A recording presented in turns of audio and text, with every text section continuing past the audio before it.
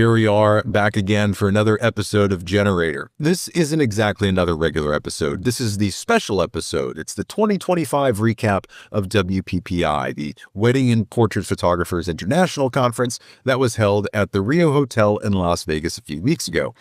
My good friend Mitzi Starkweather joined me for this conversation because she and I got to spend a ton of time with each other at the conference, from seminars and the awards to playing mini golf, but we had completely different experiences. She was doing quite a bit of speaking. I was there strictly as an attendee.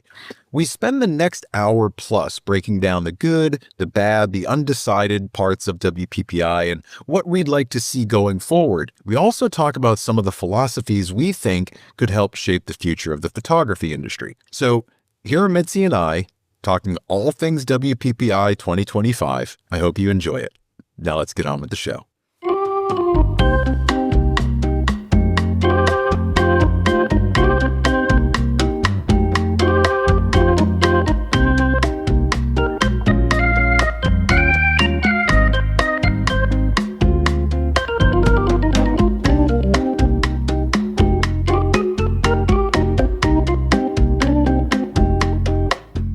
You just been recording lots of podcasts and It's been nuts, man. So went out to WPPI with that intention to network a lot more and kind of build up Generator. And so, I made the mistake the past couple of years going out there, and I might drop a hint that I'm doing a podcast, but I was never not pushy about it, but I was just never upfront and bold in saying, hey, do you want to be on? Do you want to be a guest? Right?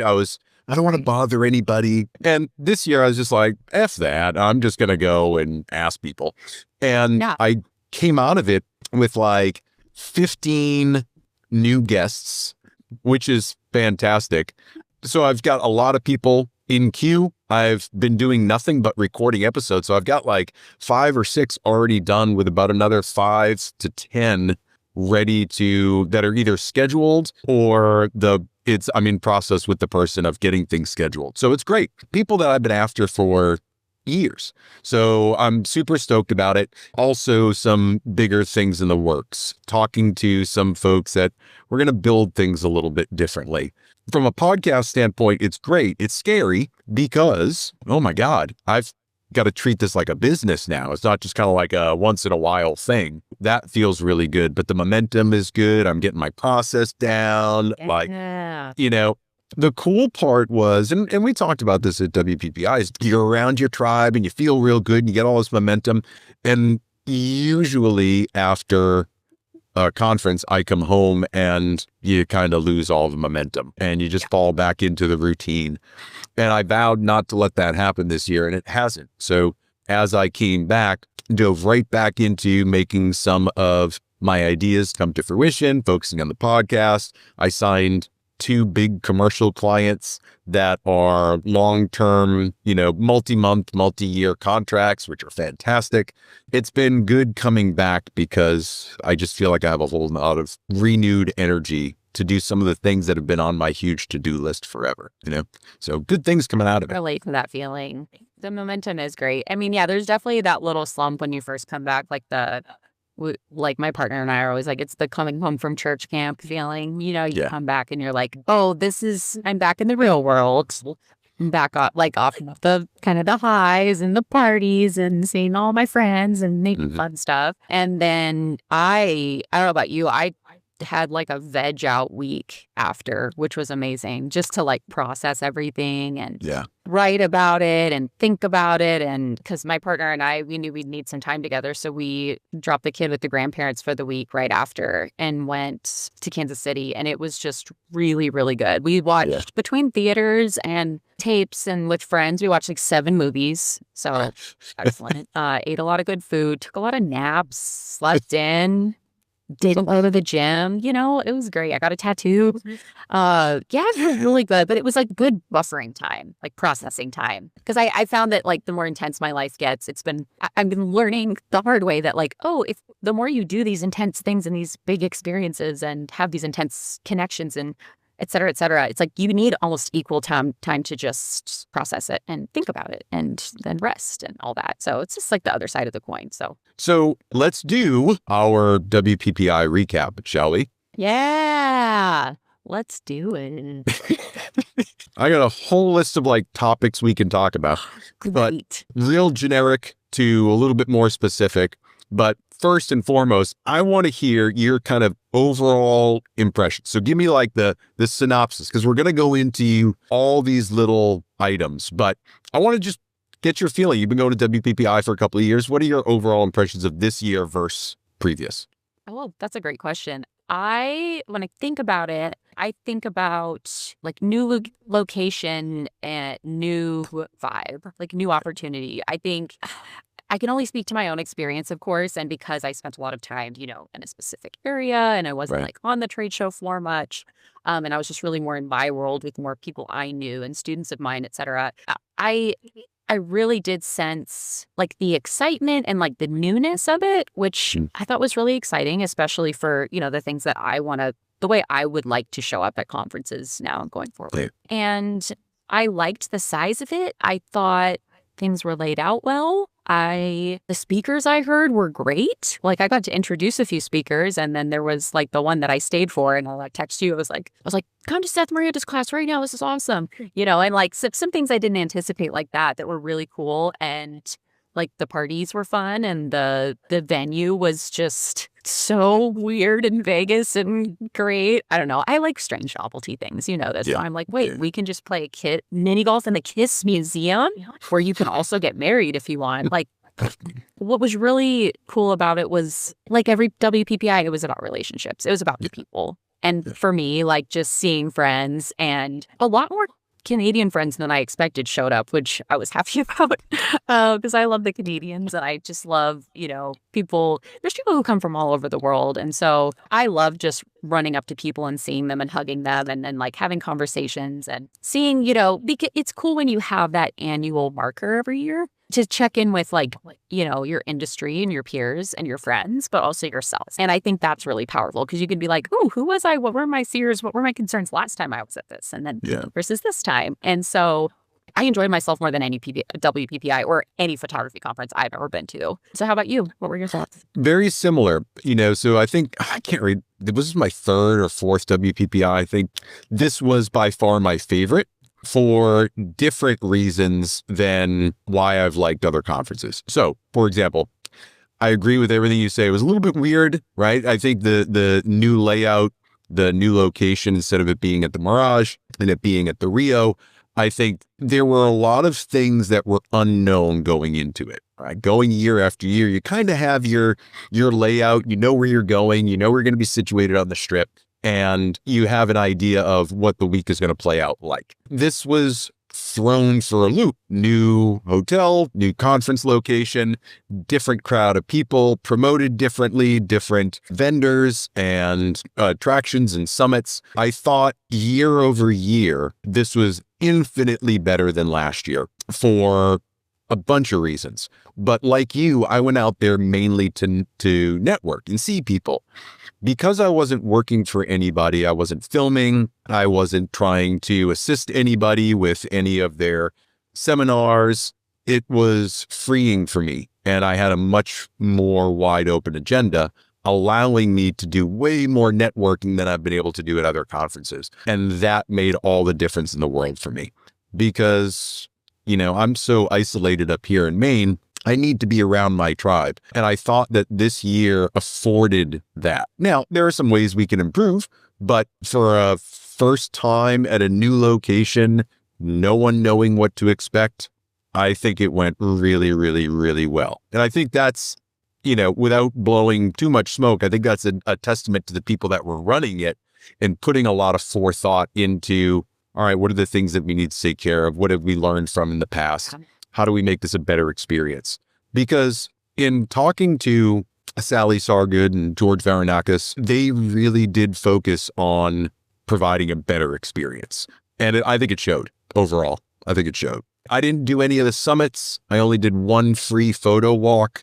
So I can't really speak to those. But the vibe for me was much more relaxed this year. And that could be a combination of me just going out there a little bit differently and having a different vibe myself, or just the fact that there was no drama to speak of. There were no issues that I saw to speak of. Yeah, I thought it was overall just great. Let's talk specifics. The Rio. What'd you think of the hotel? I loved how much bigger my room was. Yeah. Like when I walked in, I almost thought, did someone upgrade me? But the space was great. The full couch, you could actually use the mini fridge. I mean, it's Vegas, right? Like to me, it's like every Vegas hotel is ridiculous and crazy and wonderful and smelly and okay, it's a Vegas hotel. But I appreciated that about it. And I thought that the layout of the conference at the Rio was really well done. I could find everywhere I was supposed to go. I mean, especially for it being like the first year at a new place, I think it went well. How about you? Yeah, I liked the Rio to a degree. The check-in process was a little rough. Had to wait around a couple hours before they had my room ready. But, it is what it is. But yeah, when I got to the room, I thought the same thing. Was I upgraded? I had a suite, right? It was huge. And it was beautiful. And it was exactly what I needed. It was perfect. It was a great room. Now, flying out there, I had heard some nightmares about people that were in the unrenovated tower, I guess, or some of the unrenovated rooms that hadn't been touched for a long time. And it was a little bit gross. But from my experience, things are super cool. I had no problem. The hotel itself, as a Vegas hotel, I would say is kind of like a C plus, B minus, right? You're not staying at the Venetian or the Palazzo. You're staying at the Rio, end of the Strip, more budget friendly. All that means is that there weren't as many food choices, right? There was only one convenience store on property that I could find. So, the ventilation wasn't all that awesome, but I really didn't spend much time in the hotel area. I was always in the conference area. And it was a super short walk from the elevators to the conference area, really well laid out. I actually really liked being in the conference area and having the split trade rooms so that you had a big room and a smaller room, and then you had a Fuji room, and then you had the future of photography room. I liked being able to find these different spots rather than you got a big hallway and you got a big trade show room. I actually kind of liked the intimacy of some of these smaller areas. Maybe it's not for everybody, but I dug it. So I think the hotel, again, the people that run WPPI don't control the hotel. They're just trying to find the mix of value and budget and amenities to try to put on a great conference. And sure, we can stay at the Venetian, but the ticket price is going to be $1,000, right? Yeah, we were hosting a conference and it's, you're trying to get people in at under $200 for the conference. You're not going to just then stick them in hotel rooms that cost at least $300 a night because that's a lot of they can't do that. And so I'm like, no, for what we paid, which was really reasonable, I thought it was good. And like you, I didn't spend a lot of time in my hotel room. Right. But when I did, I slept great. And I always travel with my white noise machine and, my favorite things. And just took a hot shower every night, went to sleep. It was great. Right. So, I really don't have any complaints or concerns. And I think that, since next year is at the Rio as well, I think one thing that's going to be better about it in many ways is with it not being on spring break week. Yeah. I know that there's a lot of photographer friends that I have, I could count, on two hands immediately, ones who thought they were going to come to WPPI and normally do, but they're like, oh, that's my kid's spring break. So they couldn't come. And I know that they were switching hotels at last minute and they could plan it only on that week, which it happens. But I'm glad that next year, with it being the first week of March, that those things will be a little different and the hotel vibe and other people there might I don't have any complaints about how it was, but that might be a little more chill too. And I thought that the hotel, and I'm picky about food, but had some good restaurants. And you're gonna pay, of course, it's Vegas, but monopoly money. Right. It's I was pleased with it, and I always could find a table really easily. I didn't have to make reservations or even have a nice good meal with friends or just things. Because a lot of times you meet up, you see a friend, and you're like, oh, you want to grab dinner in 30 minutes, or and then you can just hop over and do that. So I think all of that worked really well, and it just enriched the whole experience for me. So I think and next year, all of those of us who went this year, we're gonna not have that learning curve next year. We're already gonna be familiar with it and the layout and everything. So I think same with the people who plan it all. So I think it'll go even better. They'll know exactly how to improve it for next time. Since we talked about the kind of the rooms, the conference trade show generics, the party water now.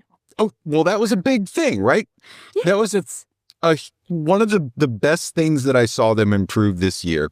They had water stations where you could fill bottles, which was amazing. And they had, concession stands where you could get a pack of M&Ms and some water or, a $35 Gatorade or whatever it was. I thought those little bits of improvements were great. What I would have liked to have seen in kind of this generic feel is more place for community building. There was this outside area where there were some tables, people could sit down, hang out in the sun. Great, get outside, get out of the smoke. I really would have liked to have seen an indoor networking area, maybe a side stage, right? Think about a festival, right? You get your main bands and these are all your speakers, but there's that little side stage where all the folk players play.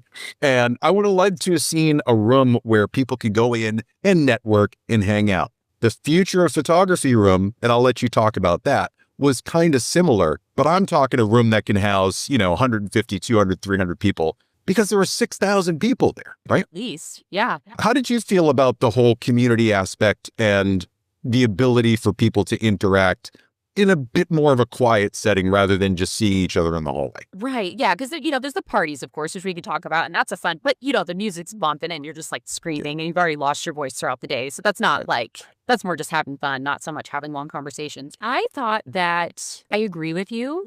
A space like that could be really powerful. And I think that one of my favorite things about the future of photography room. So that's a room that I got to take part in with Terry Hofford, which was provided by Graphy Studio. And that room had beanbag chairs and it was quiet and there's an espresso machine. Thank you, Graphy, of course. We didn't even ask for that. They sent it. And just some beautiful artwork of underrepresented bodies and, just inspiring stuff and a few talks. And that room was such an oasis, but not a lot of people knew about it or it was new. So, and some people too, it was called the boudoir room. And some people were like, well, I don't shoot boudoir. So they automatically avoided it. And then there was also, it wasn't big enough for 200 people. But what I noticed was the conversations, first of all, that I got to have with photographers from around the world in that room. So cool, so powerful, genuine connections. Everyone, whether they stayed in that room for 1 minute or an hour, or they came back throughout the week, no matter how much time they spent, what we heard time and time again from people was like, oh, this is so nice. Oh, it's so nice to have a break from all the noise and the stuff and the, stimulation of everything else. And I think that's really powerful because we kind of can get numb to the overstimulation, right? And also a lot of us are neurodivergent and a lot of us are, great on day one of the conference. And then by day 3, we're just zombies. So having that kind of respite, I think helps us even be more engaged when we do go back into the trade show or when we do show up at our classes or whatever, because we've had that time to kind of just chill. And then maybe, you type out that message to that person that you snapped a photo of their card because you met them and, the stuff that you forget. So I would like to see more of that. I know that Graphy is willing to do something like that again in the future. And that's something we talked about and how can it be improved? But everyone was like, yeah, it needs to be bigger. It needs to be talked about more. And it just serves a lot of great purposes. Yeah, I agree. I was in there quite a bit.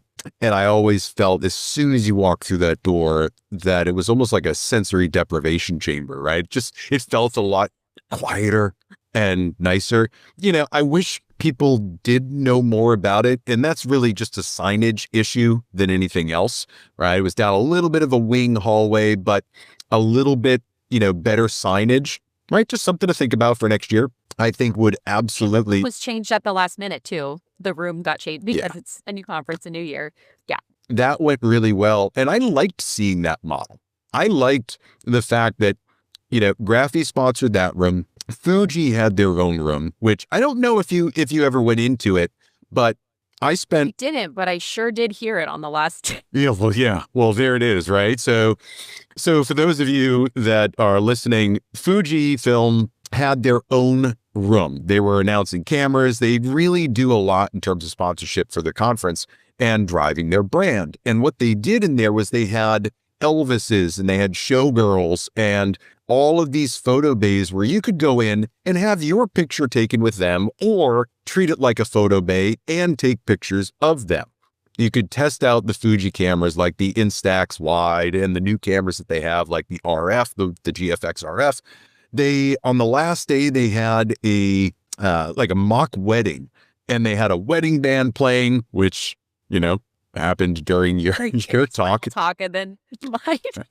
But you had this wonderful 80s music background for your and I said, I think I acknowledged, like, during most of my As I Am raw portrait sessions that I do, I blast 80s music. So I really did feel quite at home. And it was great training from Sue's speak workshop a couple months ago, because she was just saying, like, there's always going to be stuff that happens when you have to roll with it. You have to acknowledge it and, like, keep going. And I was thinking that standing there, 15 minutes into my talk, as it's getting really, like, emotive and juicy, and then, like, the band just starts playing Brass Monkey. I was just like, great, but it's fine. Like, it would have been better if wasn't the last day of the conference and my voice was barely hanging on, but it still was fine. And then they ended right at 3, and I still had 30 more minutes to talk. So then we had some silence, but that's just the thing. Like, those things are going to happen sometimes. That happens at these conferences. Again, when I introduce some speakers, they'd be like, oh my gosh, these spotlights are so bright, or this stage is so small. But like I told you, like Seth Miranda, he gets up there and he just goes, he turned it into a strength and made a really powerful presentation, because he did this incredible live demo in these less than desirable conditions. But he said, name one commercial shoot that you show up at and everything is exactly the way it's supposed to be. That doesn't happen in our industry. And so when I could see the photographers who just make it work, like, to me, that is the most creative thing you can do. And so I saw a lot of us doing that in many different ways. And that's just an attitude shift, right? That's something that me a few years ago would have halted me and, made me freeze up. And now I'm like, oh, okay, well, we'll just roll with it. Keep going. That is such a wonderful approach to it, because quite frankly, the audience is looking to you for the energy of, what do we do now? Right? We're all hearing the music, or, the stage is too small, the light's not working, it stinks in here, whatever it is. They're looking to you to kind of guide them through, what do we do next? And if you just keep rolling along with it, they'll stick with you every single time. I thought Seth Miranda doing, I think it was like cinematic portraits on the go, or something to that effect, creating cinematic portraits. Yeah. That was head and shoulders above any other seminar that I saw all week. And I went in there, truth be told, not wanting to like Seth Miranda. And he has this, if you know Seth, which I don't know him well at all. I've met him, but I don't know him well at all. He's got a very gruff personality. He's New York. He's Brooklyn. He's Queens. He's just a New York guy. So if you know the New York attitude, Seth Miranda, born and bred, right? So there's this attitude that he's got that, unless you understand that, you don't get it. He can be very gruff. He can lash out at you. But I realized that my opinion of him was totally wrong from the beginning. Totally wrong. And I absolutely fell in love, one, with his teaching style, two, with his attitude and mindset and philosophy towards the act of creation, and how you go about building some of these cinematic things when nothing is going right. How do you tell the story? How do you really dial in a look? And it's not just, hey, this is good lighting, let's just go with that. It's all the little elements. What are the parts of the story? So watching him build this unbelievable scene based on nothing but audience feedback. What do you want, audience? What do you want to see? And being able to build what we wanted to see was like we were all doing it together. Do it all together. Yep. Yeah, absolutely. Even we had us, hold up our phone flashlights in the background, and like all of that. It was just, but we all felt like we were all taking part in it, and that was, and you like realize that later, and then you're just like, oh, that was that's really cool. I think the thing that really set it apart for me was the inclusion of the audience in his rapport with the audience. Many, many, many speakers will get up there and give their presentation, and it is extraordinarily serviceable, but it is mind-blowingly mediocre at the same time, because people start checking their phone or talking to each other. There wasn't one set of eyeballs in that room that wasn't glued to what he was doing. So it was that sense, again, small community, right? Involve everybody in the process. That is where you learn a lot of the nuance and the craft of photography, not just the marketing stuff and the social media stuff. And hey, here's how to set up a 3-point lighting, whatever. And again, it's something that online education can't give you. Like, he's a great online educator, and he does that, and he does very well at it. But it's like when you use that in person setting to your advantage in such a way. It's like, it just makes it so much more powerful. The energy was really, really good. Yeah, that was my favorite. Like I said, I didn't do any summits. I didn't do any photo walks, but I did see a bunch of seminars. Elena Blair and Sandra Cohn and Pratik and Seth and Gary Hughes did a great one. I heard Jerry Guionis. I didn't get to see Jerry's presentation, but I heard it was phenomenal as always. I liked the seminars. I thought there were a lot more photo walks this year than last year. I felt like if you weren't doing a photo walk, you just kind of had this dead space in the middle of the day. And I just, didn't have the budget this year to take photo walk after photo walk because they're about $150 a piece. There were some great opportunities to get these small classes with unbelievable instructors. I just didn't take advantage of any of them. I did a free Fuji walk. Did you do anything with any photo walks for yourself? Did you do anything? Oh, I did not take any. I taught a photo walk. Yeah, you led one, right? That was, yeah, I led one on it was like the Thursday morning, and that was phenomenal. Oh my goodness. The people who attended my photo walk, one of which said that it was one of the main two reasons she came to WPPI from Finland, was for from Finland. Wow. Yes, it was amazing. We had another one there. Oh, I'm sorry, that was Austria. That was her who said that. But there was another one there from Finland, and there were men and women. And I just, they blew me away. They latched onto it. And of course, being me, I poured my heart and soul into it. And some of them had already taken my course, I think, my portraits course. Some hadn't. But they latched onto it. And the way, I also didn't have a model. I purposely didn't. I was like, we're going to be photographing each other. Right. I love that. There's plenty of models there, but I like to teach how to photograph people being people. And the caveat, models are also humans, but when they're modeling, they're not trying to be the human being themselves. They're playing a part, right? They're essentially acting. So it's like, okay, how do you photograph a person to be who they are? And one of the most powerful things was at the end of the photo walk. And her name is Julie. She shared about it today on Facebook. She was photographed by another student in the photo walk named Michelle. And it was right toward the end of the photo walk. People had kind of paired off. They were all photographing each other. Yeah. And we just had a couple minutes left. And Julie had, she had come into that photo walk on she had a riding scooter most of the conference, for the long distances. And she had come into class on that. She seated and she was very quiet and, hair tightly pulled back, just so kind, but very, very quiet. And toward the end of the photo walk, she was like, hey, Mitzi, I just got to ask you, how do you get people to move and dance? And how do you get, And I just said, okay, here. And she was standing up at that point, so I knew she didn't need to be sitting. And I said, here, I was like, you haven't let your hair down. And I turned, I saw she had her hair. I was like, your braid is like Rapunzel. I was like, girl, could you let your hair down? She's like, yeah. And she was so excited to do it. I grabbed my phone. Speaking of the 80s music, I play Inside Out. And we just start dancing to that song. And I just show her how I start moving and the props that I do. And then the whole class just started dancing. And Julie's she is waving her hair all directions. She's dancing, moving. I mean, I have video of it. Michelle is shooting it. I mean, she was on it. She was just shooting the whole time. And then she got a photo of me and Julie together. I was like, sent it to me later. But it was so beautiful. And I got to kind of unpack that with Julie later because she came to the Future of Photography room and we were chatting about it a little bit. And because she had missed my mentorship portfolio review time. And so I told her, I was like, oh, come by the Future Photography room. Show me your portfolio. Because she's taking my course and she wants some feedback.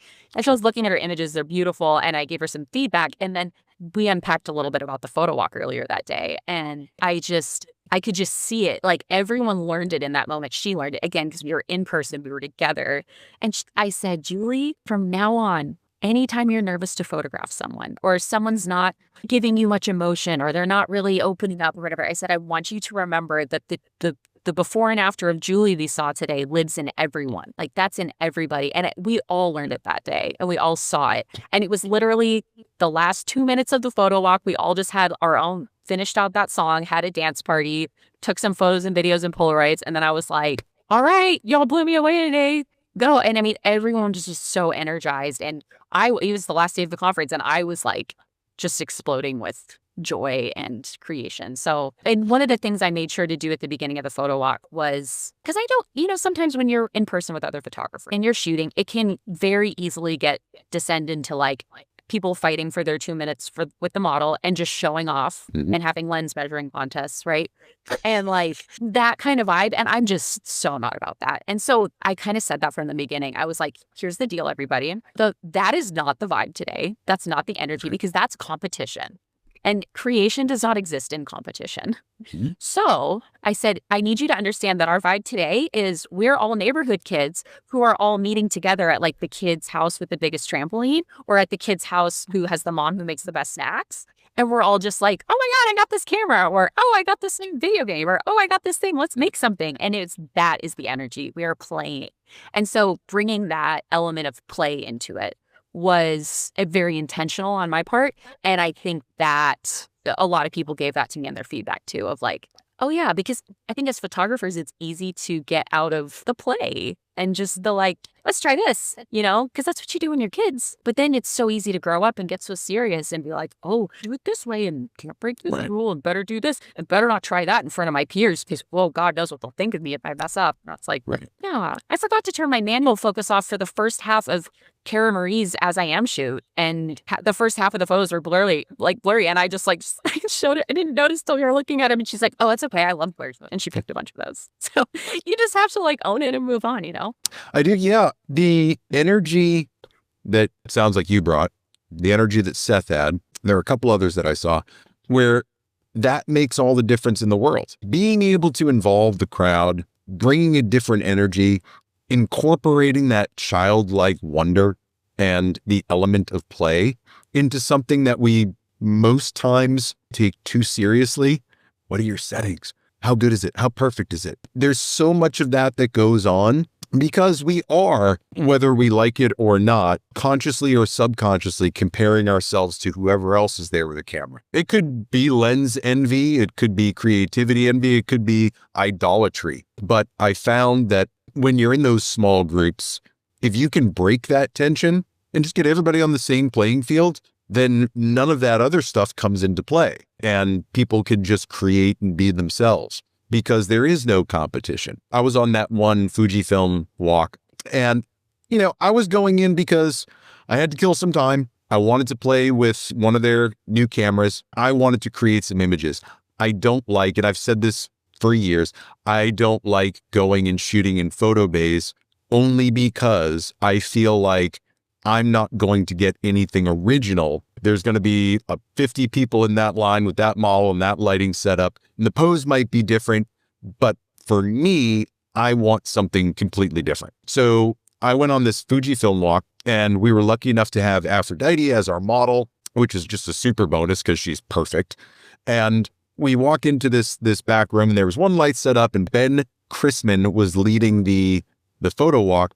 And there were about 10 or 12 of us. Everybody that was going up were trying to get the trigger and hold on. There was a little bit of a fight because one woman said she didn't have enough time and everybody else got more time and yada, yada, yada, right? And they're trying to do a full editorial portfolio shoot in 2 minutes, right? Rather than grasping the nature of what the photo walk was, which is try the Fujifilm cameras. I waited until the very end and I went up, said hi to Aphrodite. I didn't even use the trigger, just slowed my shutter down. I wanted to get some blur. I was thinking very Cara Marie, very Mitzi Starkweather. And I wanted to go in there and create something that was only going to be mine because I watched everybody else and they didn't do what I was doing. And if I had seen them all doing slow shutter stuff, I would have grabbed the strobe and done something of my own. I just wanted my own individuality. So those were really the only pictures I took all week, and they were fantastic.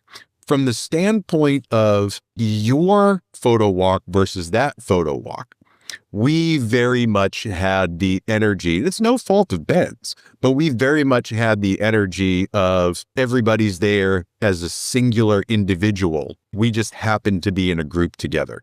Sounds like yours is a group that every individual had an equal stake in that group and just this wonderful community, right? And that can make a huge difference. There's always like a couple people who are more eager to be like, oh, sure. Here first, or, Sure. And then some but there was one person who was there and she was kind of aiming toward the back of I knew she wasn't like super like immediately jumping into photograph or be photographed. She was just kind of waiting because there was like a dozen people and like only Yep. setups that they had, had to share. She was like, "Oh, Mitzi, I just want to make sure that like," and I said, I was like, "Oh, honey, like, don't worry. You're going to get photographed. Like, don't, I'm aware. Like, no one's getting out of this without experiencing it and shooting it."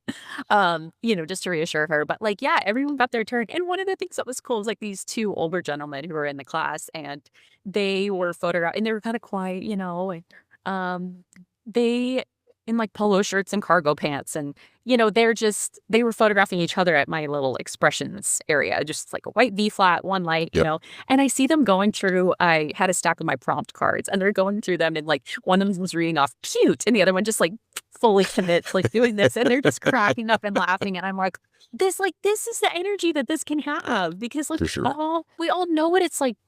It feels like to be awkward in front of the camera, and we all know what it feels like to be on our side of the camera, but also the other one. And we have to understand both sides. That's how you get good at photographing people, is like, you have to be willing to sit in front of the camera. And so many photographers aren't. And I'm like, that is the most powerful thing you can do, even if it's just your own camera with a timer or a remote. I still use timer because I have bought so many remotes. They're all gone. They disappeared. They don't work when I need them to. And I'm like, oh, what is this battery that's supposed to go in here? Like, how? Like, anyway, so I'm a self-timer girly. But there's so many ways. It's like we just have to get comfortable looking at ourselves and just showing up and trying it out and seeing how it feels. And then when other people are in front of our camera, we genuinely know how they feel, and we treat them accordingly. And we put our own stuff to the side so we can just be there for them and support them and direct them. And sometimes we're sitting there scared shitless or like, oh God, I don't know what to do. But we just keep it together and we just try things out until we find the right thing. And we don't have to show them those first 50 photos if we don't want to. We can show them once we got it where we wanted to go, And so it's just like what I think is so important about the in-person-ness of it, even in, Seth Miranda's class, which wasn't a photo walk, it was a big lecture style thing where he could barely see the audience because of the stage lights, he still incorporated everyone. And so I think that is such a huge difference, because it shows us like, no, we should all be on the same team. Like, we should be helping each other. Like, if we're all gathering together at a photo conference, then yeah, one person should jump in and be like, oh, can I hold that reflector for you while you're shooting? Or, oh, can I? Because that is the type of spirit, like that's how we collaborate. And so often we have to do that with other people in our jobs, right? Mm-hmm. And we have to do it with our clients too. Like, they're collaborators with us, much of the time. So yeah, all that to say, with my photo walk, I was just so focused on like, I want to teach a skill today. Yeah. Like, yeah, okay, I guess these photos, you can put them in your portfolio or not. It's fine. It doesn't really matter. But like, I just want to show you something and answer your questions live, and then set a little fire in your soul so that when you go back to your studio, you have a whole new way of looking at it, and you have a whole new set of tools in your mental arsenal. You're teaching connection, and most of us don't figure out how to connect with someone unless we have a client in front of us in the studio. As an autistic introvert, I have a real hard time in crowds introducing myself. I don't want to bother anybody. I stay out of the way. I retreat to the back of the room, right? I don't want to necessarily be front and center. It's an uncomfortable place for me. So this year I went out with the intention of saying, listen, connect okay with my clients. I connect well with my clients in the studio, but I want to bring that same feel to my everyday life. So I was applying quite frankly, a lot of the prompt techniques that you've taught and that I've kind of developed over the years while I'm standing in line talking to people, right? Yeah. And not asking them, where you from? What do you do? I'm like, what book made you mad recently? Or, and just throwing them for a loop. They're like, I wanted to give people the chance to be a little bit off kilter and realize that not everything has to be so cookie cutter. You don't have to go to a conference and do the cookie cutter thing. You can approach it any way that you want and find your tribe. But the best learning that I've ever had has been when I'm a little bit uncomfortable, but I push through it anyway. And I think when you're in these photo walks and you feel a little bit uncomfortable, you don't want to be seen like you don't know what you're doing, right? We're all supposed to be professionals. So you don't ask for help. You don't raise your hand for a question. You're there just like everybody else. Make it what you want to make out of it, but don't forget about the element of play and wonder and just shooting for the love of shooting, because that's why we're doing this thing. So seeing the energy that you and Seth and several others brought into their talks made all the difference for me. I wish more educators would see at least that connection. It might not be part of their presentation, but you can always incorporate crowd work into it. I really, really liked seeing that. Me too. And I think, again, that's the piece of the That's the piece. like, that's the irreplaceable piece that still coming together and doing this can give us. Because, yeah, a lot has changed over the years with the internet.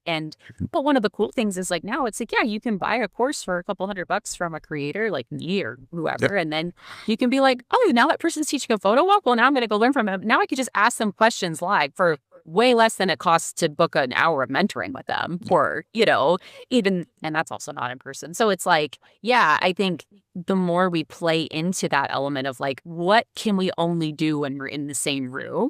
And the more we like, that my brain just starts firing with ideas and makes me so excited. One of the other things I saw this year, which I don't know how I feel about it, and I mean that sincerely, I don't have an opinion one way or another, but I saw that there were... Strange. I know, right?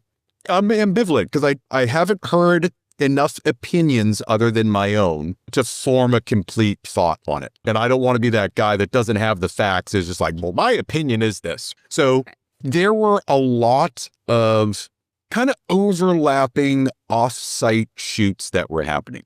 People going to the desert and Red Rocks. And, Kayla had a VIP party and there were boudoir shoots over here. There were a lot of off-site, non-WPPI sponsored splinter events happening, right? People know that there's going to be 6,000 people in the same general area. They can get their own kind of paid event, right? Or group event that we're all going out to the desert, whatever. Some are paid, some are free. Do you feel like that takes away from the conference when people are more focused on going out there and doing these one-off shoots? Or do you feel like it's just an additional thing that people have access to? I don't want people to think that all of those are associated with WPPI. And I can't imagine WPPI would necessarily endorse every one of those shoots either.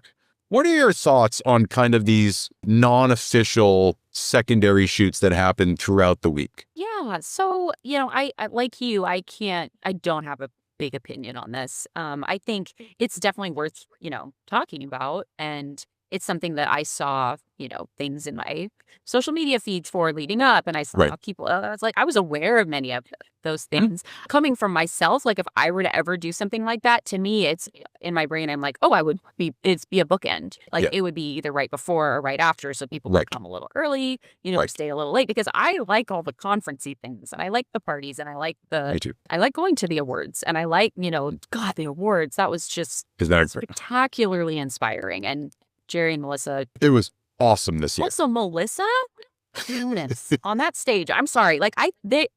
There has not been a single day that has passed since then that I haven't just thought about it and been like, she's spectacular. She's spectacular. Soul. I mean, well, we all know Jerry's great. Okay, cool. But he's the first one to say, she's incredible. And just seeing the way they pour their hearts into that, what they've built and what they've kind of resurrected, and, all the other people who played a part. I mean, that to me speaks to there never needs to be a rut with these things. Look what they just did in the last couple of years. It's the future, the future of photography is whatever we're going to make it to be. And that can change drastically in 1 year. So yeah, with these other events, cool. I mean, if that's something that you want to do, I honestly think that it just feels like it should be bookended. That's if I were to do it, if I were to host something, it would be a bookend. It would not be during the main conference. That's all I think that was really where I was leaning. I know that many of the events that I saw people going to, I'm like, oh man, I wish I was there. That looks really cool. But I've got this other thing. I'm recording with someone, meeting with someone. I'm there to do conferencey stuff. And when I would go to the Portrait Masters, there were always additional things. But like you said, they were bookended. Most people wanted to be at the conference for the conference, hang out with the people. Again, I don't have an opinion either way. I don't give a shit. Honestly, I really don't. For me, I know I would get a lot more out of it, I think, if they were at the ends. But then again, I'd actually go to one. Yeah. I would make a point. Like if it was something I was interested in and it cost more, whatever. But I'm like, oh yeah, I'll fly in a day early and do that. Yep. Or leave a day later, whatever. With these kind of offshoots as a harbinger, canary in the coal mine, do you feel like big conferences are losing steam, or are big conferences still viable, but they just need a bit of updating to keep up and progress past the traditional model of a big conference? What do you think? Yeah, the latter. Absolutely. The latter? The latter. I think it just needs to shift. And I know we've spoken, on past podcast recordings over these last few years, especially since 2020, right? It's with the explosion of the online world and Zoom calls and video calls and online courses and all of that. I think just in the same way, I tell my clients, your digital files are a supplement, not a substitution. I think the same is true for like online interaction. Like I think it's a really powerful supplement to a lot of the great, educational and commercial forces that are out in the photography world. But yeah, some things need to change and adapt. And I think some of the ways it needed to change and adapt, WPPI already did from last year versus this year, mainly because they had a brand new location. And I think it probably helped them just see it from a totally new perspective and be like, how can we make this better? I know some people said that they had wished the app was laid out a little differently. Just the way it was laid out didn't quite make sense for what a lot of people needed to use it for. But that's something that's also a relatively new technology to have for a conference. So just improving that. And then can we also just stop asking people to hashtag? Guys, don't do that. I'm going to let you process that emotion for a second. I saw it was weighing heavy on you.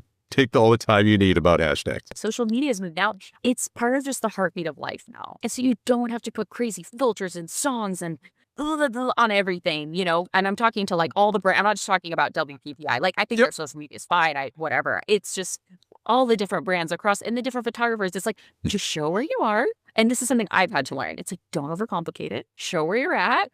Talk about what it is. Just put it out there, be direct. And it's bring people in, give people a reason to come, because the people are the heartbeat of the whole thing. So let's bank on that. Let's pour everything into that. I'm sorry, I lost track of the original question. Where I'm getting at is, are the big conferences dead, or can we revive them in some way? And I think they can be revived for sure. There is this middle ground that needs to be reached where you have the live in-person component, you have the content either before, after, or during, and then there's the new media stuff, recordings, podcasting, live interviews, side stages, different types of speakers, chill out rooms. There's a lot that has not yet adapted. Good Wi-Fi, please. I would love to have that in any conference, not just WPPI, any conference, because I think there's so many people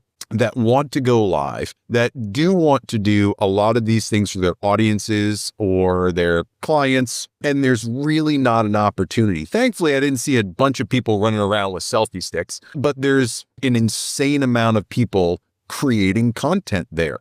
Facilitate that in some way, shape, or form. And there's a million ideas that I've talked to George about.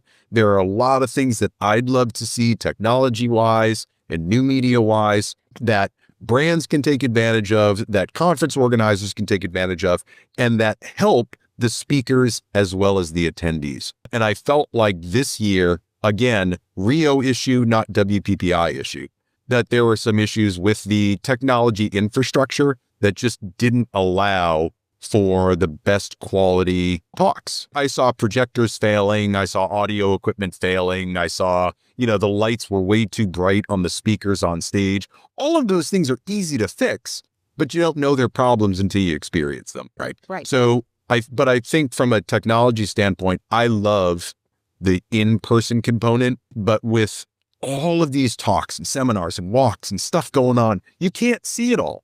So how do you capture it so as an attendee, you feel like you're getting a more comprehensive view of the conference, and you don't have to pick your favorite child? You can go and see one speaker and then also see the other speakers that night. You can see their talk, their seminar that's recorded that night. I think there's a lot that they can do. I don't have all the answers, but to tag on, yeah, the app needs a lot of work. The app was difficult at best. But just from some things I've heard some people saying, I think that could be more helpful, because it's like, yeah, everyone's going to put it on their phone. And so if they can use it. And then one thing I'm going to bring up that popped into my brain as we're talking about this was just an example. So last night I photographed a gala that I've photographed for the last several years in my city, and it benefits a place called the Lafayette House that helps women struggle with substance abuse, victims of sexual assault, etc. It's such a worthy cause. This organization's been around since the 70s. They've done this event for at least a couple decades now. And we changed up the photo booth this year because I sat down and talked to them, because in the past I'd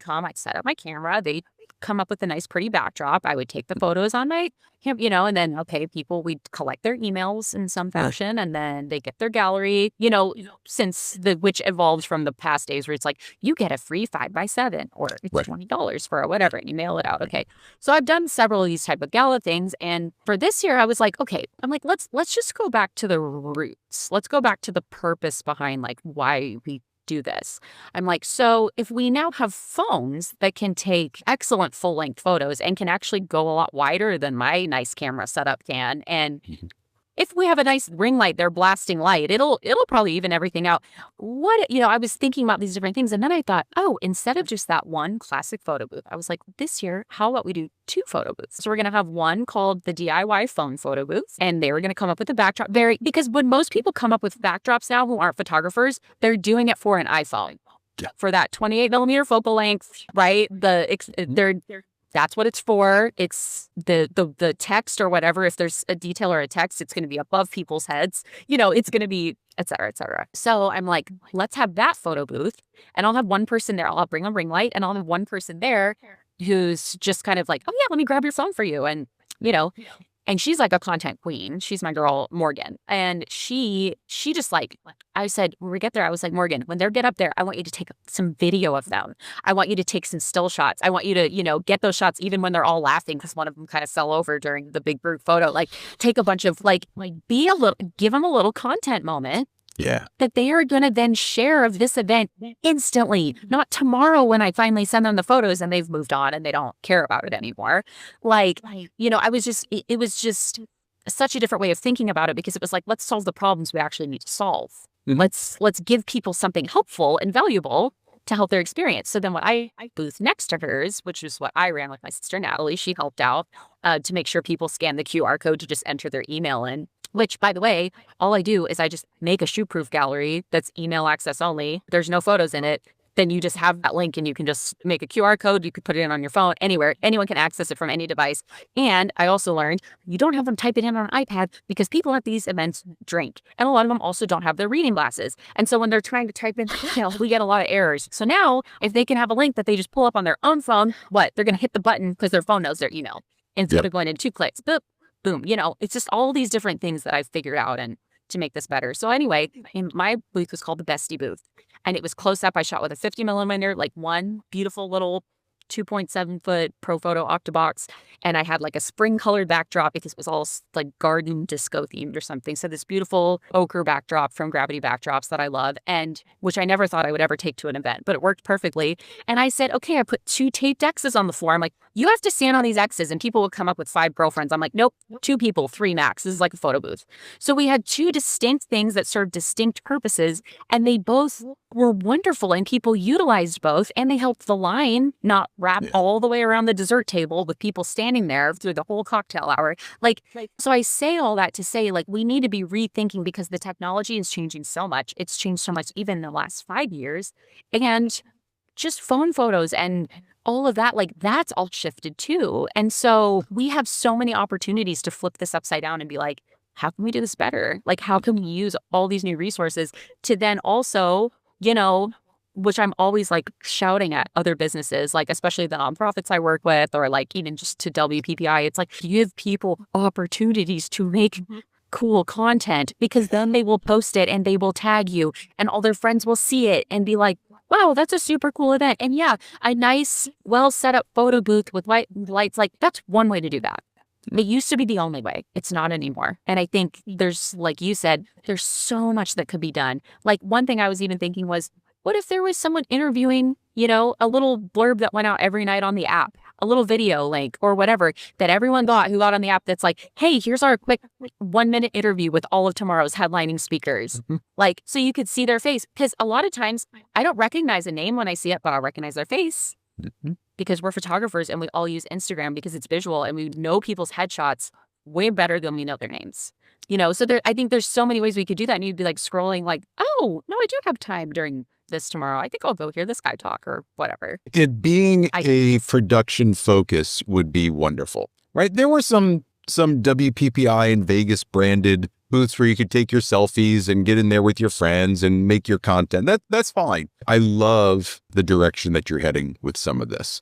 And one of my big, not ideas, I mean, it's clearly not original, but being able to use the app for that sort of thing, asynchronous catch up, see the speakers that you want to see in a different way on the app. Hey, I'm talking tomorrow about this, or hey, last minute change. It's not going to be in this room. It's going to be in this room. I think there's a communication channel that's not being used with the audience. Granted, it takes time and effort and energy and people to be doing all of that. It's more staff for sure. More staff and, complexities. When I was working for Outside Television and working up at the ski resort and hosting the TV show there, every morning, we would do our snow report. Right? We'd go out and we'd get footage of the mountain and give the conditions of what trails were going to be open and what lifts were going to be open. It was great because people could get that before they went out and froze and realized the lift that they wanted wasn't running. So something like that for a conference. Hey, here's what's really going on. In case you missed it this morning, we're doing this thing over here. Here's something that you might not have seen during the day. And we wanted to call attention to it, right? There's so many opportunities not in there for just conference content, but from a business standpoint, branded marketing. Let's talk about, the Graphy room. Let's talk about the Fujifilm room and give people a sense of what's happening in those places. So they'd be like, I had no idea that was even at the conference. I want to go check that out. Right? Exactly. So many people who found the feature photography room on the last day were like, oh, I wish I'd known about this sooner, just because there's just a lot. I definitely think that's probably the biggest takeaway that I had was, how do we make this better in the future for all of us that go to these conferences? What are the things that we're constantly saying are missing? A lot of it comes down to there is always too much. You can't see it all. Well, how about I want to see it all? How do we do that? I want to be the guy that sees it all. How do I do that? And that could be a YouTube channel, Instagram channel, right? It could be anything, but that needs some rethinking, some retooling just to make the experience overall a lot better. And also just to help people who maybe aren't, because we all have like a couple speakers, we notice their name on the roster and we're like, oh, I'm going to make sure to go to that. Definitely. Because we already know them. But it's like a way to help us discover new ones based on other criteria. Maybe their teaching style or their, what they focus on, or like, maybe their biggest challenge they've ever overcome in their business, or, something like that, where it's like, oh, well, then I think I would like to hear that. It isn't just on like how catchy is their title of their class. That was the great thing about that WPPI's Got Talent, right? In that Comedy Cellar, it was the audition for being a speaker next year at WPPI. I had a lot of thoughts about that entire setup, but after sitting there in the room and watching the speakers go through their presentations and their pitches to speak next year, I got it. When I first heard about it, I was like, I don't think that speakers should be chosen based on a popularity contest, how many people in the room clap. That was my idea going into it of what I was going to see, right? And someone that goes like, hey, I'm competing on stage to be a speaker next year. They bring all their friends. Everybody goes nuts. It's a crowd reaction. And even though their presentation sucked, they get chosen, right? Because crowd rules.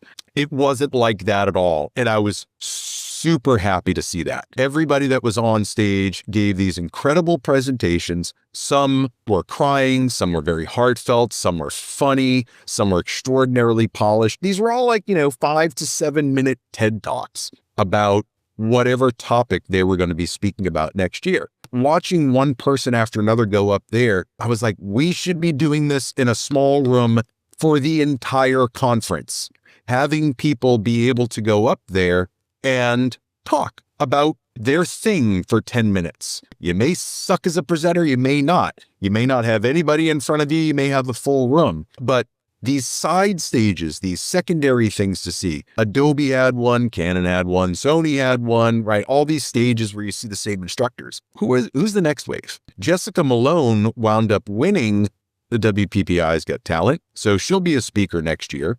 And I saw her presentation at the Speak Workshop, so I am not surprised. I was talking to her yesterday. She's so amazing. Everybody that was on that stage, in my opinion, deserved to have a spot. Let's bring some fresh blood in. Let's start looking at things a little bit differently.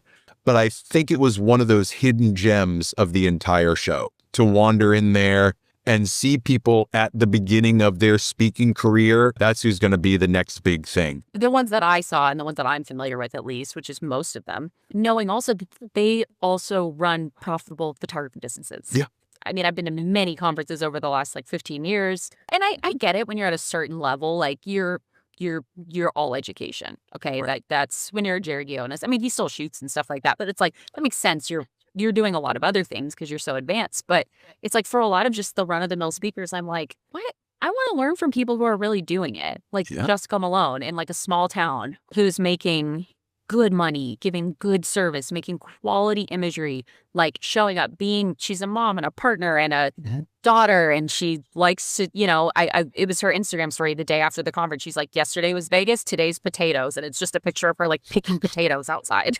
Like, just like, oh, you're like a real person who runs a business like me and also has a life. And yeah, I think that that's really important because you really are listening to people who do the shit they're telling you to do. Yeah. And you're following people who are facing the same challenges as you in the same type of markets as you. That's the most valuable thing. And it's nice to be able to see her at this stage now, knowing that 2 years, 3 years from now, big name, right? Big name doing big things. So, yeah, I thought the WPPI's Got Talent was a really good thing to see. Was there anything there that you didn't see that you would have liked to? I know we've talked about some of the things that we can improve, but was there anything there that you didn't see or you thought that people didn't see and we need to have there or they need to be more aware of? The future photography room needs to be bigger. Yeah. I got my photo walk. I knew about that several months in advance and I was excited to do that. I was like, okay, cool. And then as, time went on, just with, personal stresses in life and, the state of the world the last few months, especially. And, all that, it's just like, there's just been more stress in the air for everyone. Sure. To put it lightly. And so leading up to the conference, I was like, okay, yeah, this will be cool. Maybe I'll just kind of go in toward the end for my, photo walk. But when Terry Hoffer brought up the future photography room idea to me, it was when I saw her in Phoenix in January, my soul just lit up.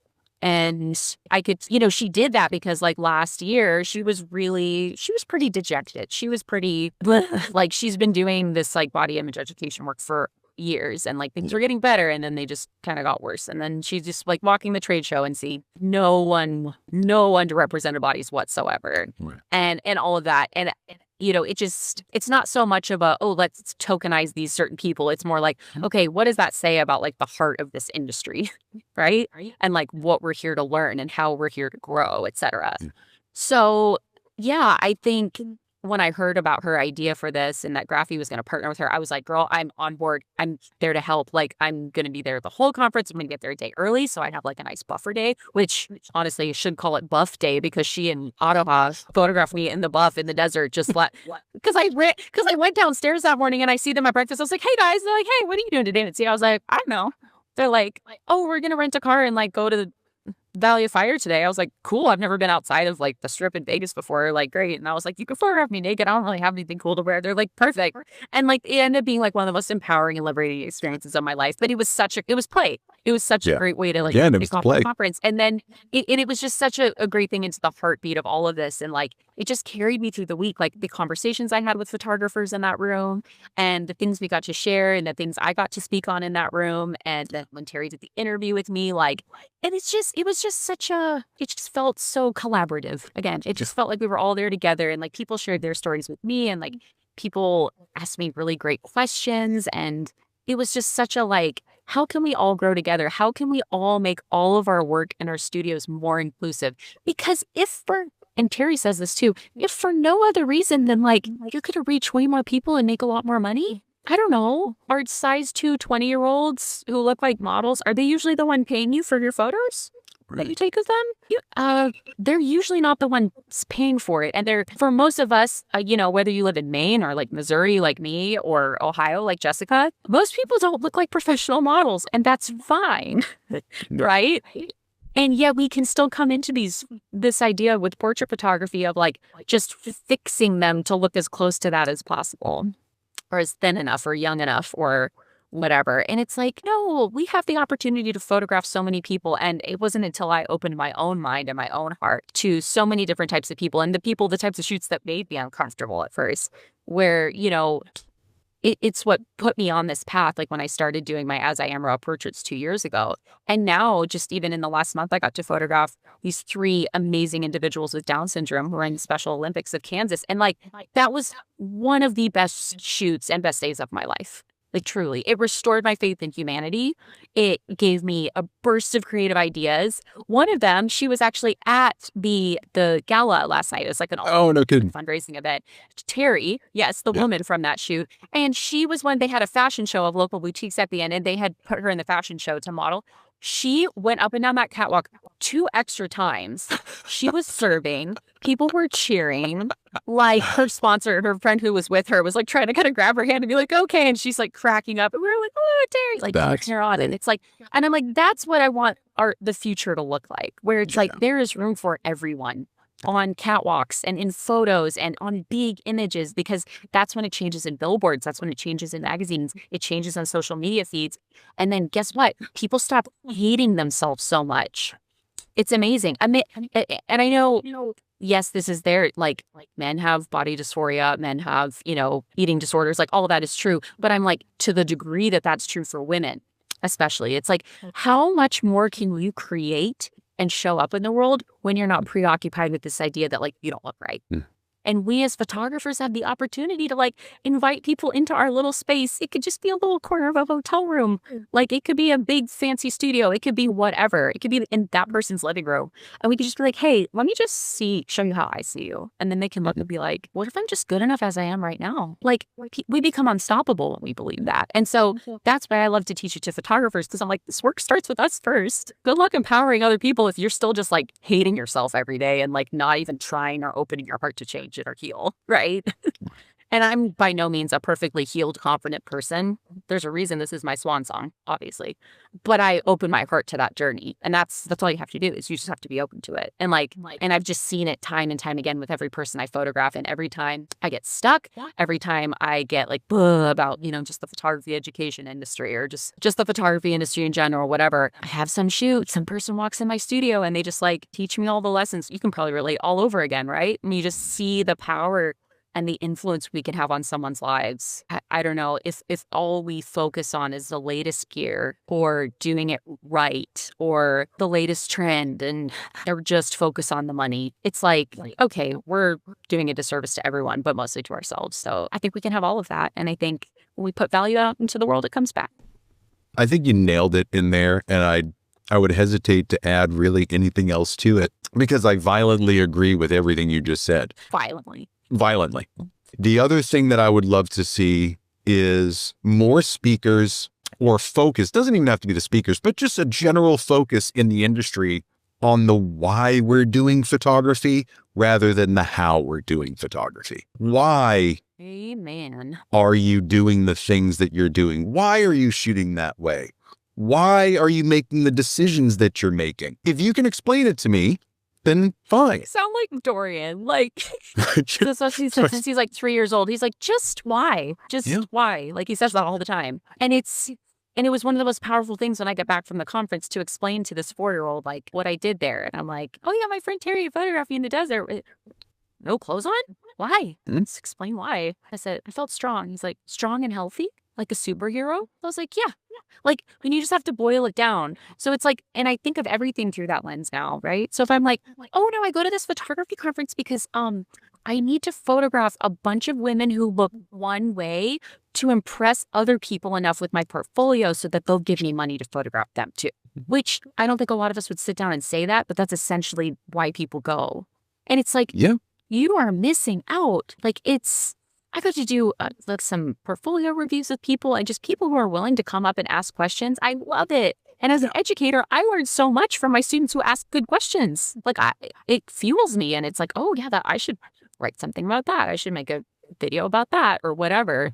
And it's so beautiful to see people who are teachable and who are just willing to be like, ask a question. Or because one guy I mentored and God, I was just like, you need to charge so much more money for these photos. Like stop. Like, just what are you doing? You know, and just even have someone to say that to you. And like you said, the focus needs to come to the why and not the how, because ultimately that is my goal as an educator, is to teach people how to better create and think and be in tune with themselves. Yeah.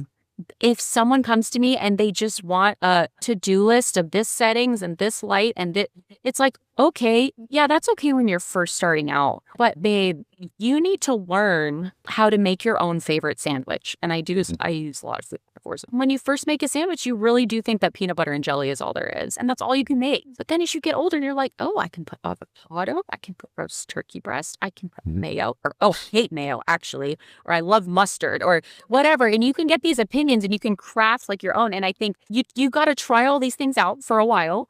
To see what you really gravitate toward. But it's like just then learning to trust yourself and be like, oh, I got to follow what lights me up. Does this light me up or does it not? And get back in tune with that little childhood sense of, oh, what if we try this? Oh, what if we try that? Oh, what if we add this? And get into that mindset of play again. That's what I want to direct people toward. Yeah. And because we're going to grow and change as human beings and creatives all the time. And the thing is that as long as you're in tune from a, former full-time, like glamour photographer for many years, breadwinner of my family, who changed and grew so drastically because of like cancer and stuff and becoming a mom and all these different things, I had to learn how to listen to myself and listen to my gut, because what had lit me up in the past wasn't working anymore. And I was like, oh no, I can't show up in a fake way. That doesn't work for me. I can't phone it in. So I'm going to have to learn how to listen to myself and what I really love and trust that that's enough. And that, as you know, obviously, and I've seen it in your own life, I've seen it, Jessica's, I've seen, all these people we've talked about. When you tap into that and you learn how to trust yourself, you will get opportunities and you will get relationships and you will get things you never even thought possible. And it's like getting to that point where you can almost like trust fall into your own arms. And that's what I want to teach people how to do. And that's what I think the best photography instructors teach people how to do. I like that, trust fall into your own arms. In that same photo walk, I took these pictures of Aphrodite and a guy came up to me, he was part of the group, and he's looking at them. And now I'm looking through them. They're JPEG black and white. They are like left or right third. They're blurry. And I'm showing them to him. He's just like, well, that one should have been centered. And I looked at him and I said, why? Why? He's like, well, because the composition. I'm just like, I took the picture. Did you take the picture? I took the picture. I said, this looks exactly the way that I wanted this picture to look. So what's wrong with it? And he was kind of getting the vibe that I was just going to put a foot in his ass if he kept up with it. But the thing was, we're so programmed to think that things have to be a certain way that we forget about the why we are doing the photography. There can be techniques and standards, of course, but if everybody made pancakes the same way, there'd be no IHOP. There is a reason why people are better at some things than others, because their intention is different. They focus on it differently. So I just want to see more people leaning into the intention and the why, rather than, I've got to take all the photos because I'll never see these people again. You're never going to see these people again anyway. Go home, take pictures of the people that you have as clients, and learn your why. I totally agree with you. And it's, let's just get, because if there's anywhere as a photographer where you shouldn't have to perform, where you can just play, it should be in this setting. Totally. Yeah, don't do that on the job. Don't just be like, you have like a commercial job with like strict deadlines and guidelines and stuff. Yeah, that's not really the time to just, no, I'm going to try to make them blurry. Like, no, obviously. But it's like, I'm just proud to be at the point where I'm like, oh no, when I do a shoot of someone, like I'm going to give them a blurry and a sharp version of each photo so that in their instant reveal, they can pick which one they like better. Totally. And they usually pick blurry, by the way. But I'm like, no, my skill is that I know how to do both intentionally. And sometimes I mess it up. And sometimes there's happy accidents, which those are great too. At the end of the day, it's like people come to us for photos because they like resonate with the heart behind our work and like who we are as people in some way. So infuse what you do with yourself. And it's, I don't know, and just learn how to trust yourself because again, ego is a confidence issue, right? And it's living in fear, not love. And it's like, it's all antithetical to creation. So we're just in a place where we can just create and be like, what do you want to make today? What if we just fuck it all up? See what happens. It's like, sometimes you have to do that to get your brain out of tunnel vision. The best way to go about it, I was fortunate to learn that early on with Parker Pfister, who just taught me to live in that childlike wonder. And ever since he used that phrase with me, this is 2018? That's exactly what I try to do. Sometimes I fail, sometimes I succeed. But there's always the moment where I'm stopping and saying, why am I doing this? Sometimes I catch myself, I'm like, I'm trying to make something look like something Johnny shot, or I'm trying to do something that looks like what Mitzi shot. And I'm like, no, what is it that I want to see? Exactly. And yeah, I was just going to say that was, again, one more thing that I saw in Seth's seminar. Everything was intention. Everything was why. And there aren't any bad decisions. Just some that are better than others. That's it. Yeah, some that achieve the result you're going for better than others. That's it. Yeah, no, there is no right or wrong or good or bad. And it's, especially when you're just creating stuff. And I was thinking, so I had a conversation with Emma Ball. She's like my accountant and dear friend and everything. And she came to the conference with me toward the end when I spoke and everything. And that was actually the angle she kind of took. I loved it for like the cards she passed out to photographers for like CPA services. She was like, basically something like, because it had one of her As I Am Raw portraits on it. And she put something like, basically like, you don't need to be ashamed of your books. Like, just own it and show us. We're going to help you. That's awesome. Isn't that great?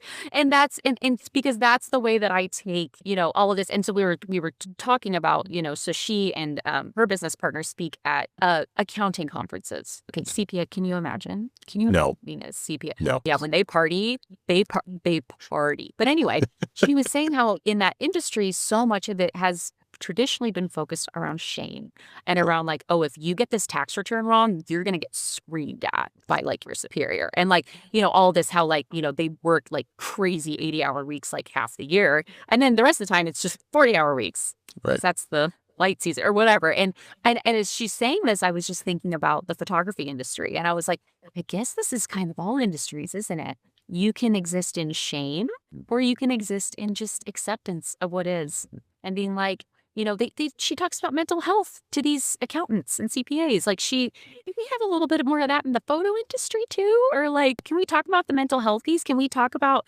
like, all the hustle and grind and the 80-hour work weeks and getting all these jobs and all that? It's like, well, what if you do that for a while and then you get really burnt out and kind of become an alcoholic and then you're married? Like I did. Right.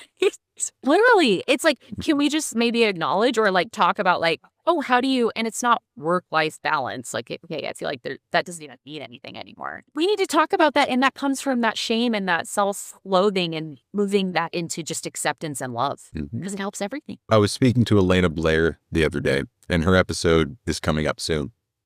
Cool. And I brought up the question of balance and she actually used the word harmony, which I thought was way better, and how her life has fallen into harmony. I've tried to use the word balance. And there's never a balance. I've never had balance in my life.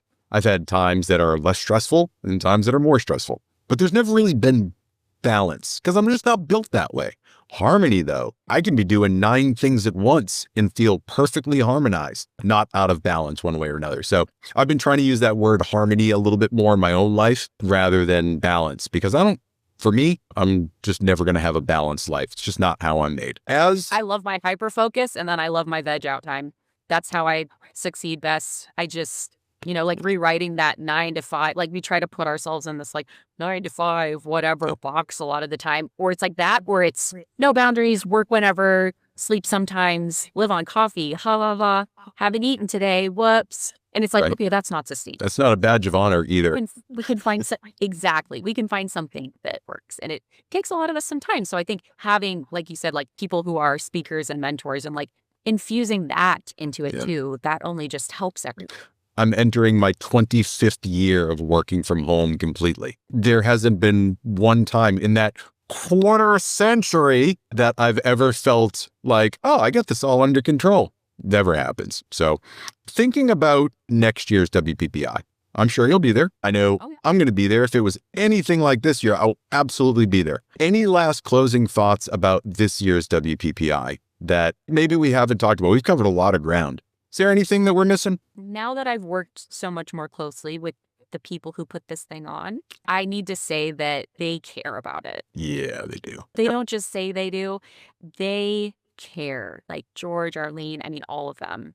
Kellen, oh my God, just they were my unsung heroes. Shimmies, like hello, just all the people who make all the magic happen, and make sure you have the Universal Pro photo triggers that's charged for your photo walk, and all that stuff. Like that team gets shit done, and they care. And now that I know that, that's part of the reason why I'm also like, okay, here's my feedback on like how I think it could be even better from someone who was in it the whole time. And that is what makes it a conference that I recommend to people. That's what it makes it one I'm going to continue being a part of. The other side note is I'm actually going to bring my family with me next year because the hotel room's big enough. Yeah, for sure. I wish I would have brought them. They just partied. We'd have plenty of room. And that's another big piece too. Like so many people in this industry do feel like family to me.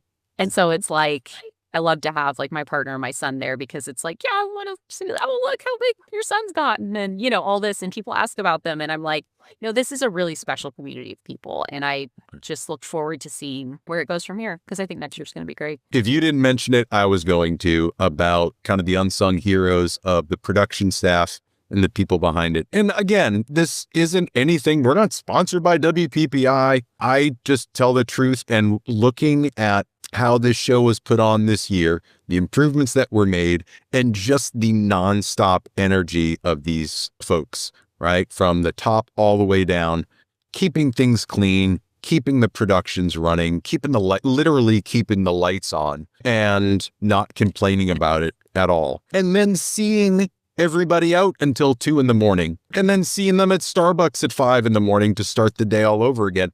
There is so much that goes on behind the scenes that doesn't, I don't think, get appreciated as often as it should, right? There should be an icon awards for the production staff. Overall, this was a great conference. I got a ton out of it. Maybe next year I'd like to see a little bit of live podcasting there. I don't know. I know a guy. Oh, that would be awesome. Right? I think the overall vibe for me was better this year. Despite anything that I could probably nitpick and complain about, I'd give the whole thing, a high score. I can only imagine that next year, after having been at the Rio now for 1 year, what next year is going to look like. I think there are some big things on the horizon. I like it. Imaging is so big. Shutterfest is, a little bit smaller. But man, oh man, oh man, I think this could really be a great event for the entire industry. So like it hasn't been for, 20 years, but I'm saying going forward, now that I'm there, it can be better. Yeah, right. I mean, I'm glad you recognize that, how important I am. All right. On that note, oh, man. I'm so glad that we got to spend so much time there and play mini golf. And yeah, we just got to yap. I got to yap with so many great people, and I loved it. And that was something too, besides the mini golf, excellent, just so great, which turns out I'm terrible regardless of how much I've had to drink. It was so fun, and it was just we were playing. Like, that's literally what we were doing. We were playing. Because that was the energy, and everyone's welcome. Emma comes in. Y'all haven't even met her before. She's just hanging out with us instantly. Also, she did happen to bring a bag of 100 extra masquerade masks to a masquerade because she just had it. And I mentioned to her right before the conference. And so she just brought it. And then she was just putting them on everyone, which was amazing. But I love that the parties have themes. And I love that we just have that stuff because we wouldn't be in this industry if we didn't like all that. And the gear. Yeah, you get to try out gear. You get to do, it's all these different things. But I agree with you. It's going forward. It's like just getting clear on that heartbeat of like, why? Yeah. And especially why? my closing statement, especially, the conference world has changed, hasn't it, in the last few years? Oh, guess what? The photography world has changed a lot. A lot. Because of robots, because of phones, because of all kinds of things that are just changing faster than we can even keep up with. And I think the more we lean into the human aspect of this, the more we remember how valuable it is and the aspects of this industry that, guess what, AI will never be able to do. Mm-hmm. And all those things have their own purposes, whatever. I'm not saying they're good or bad, right? Just like I don't say Photoshop's good or bad. I just have gotten clear on why I use it now. So let's all challenge ourselves to think, why are we using these things? Why are we doing this? Why are we going to this conference? Why? Because if we don't, we're going to sell ourselves short. WPPY versus WPPAI. Huh? Who's the marketing genius over here? I know. I'll leave you guys all. Why? Sounds like why go? I can hear the groans from everybody listening to this right now, and it's so well deserved. So well deserved. Yeah, no, that was rough. Now I'm just going to think about that all the time. Every time I think that's this podcast, I'm just going to think about that. You're welcome. You're welcome. I now have my title. Mitzi, you're going to come back and we're going to do kind of a catch up on everything, especially now that you have this Kansas City studio and you're doing so much with education. And I just got a huge opportunity coming up soon that I'm not sure when this episode will come out, but it's coming up very soon and it's big and I'm so excited about it. So, well, I can't wait to hear about it. I can't, once you're not under NDA anymore, I would love to hear about it. Yes. Thank you so much. I will talk to you soon. Okay. All right. Thank you. Bye.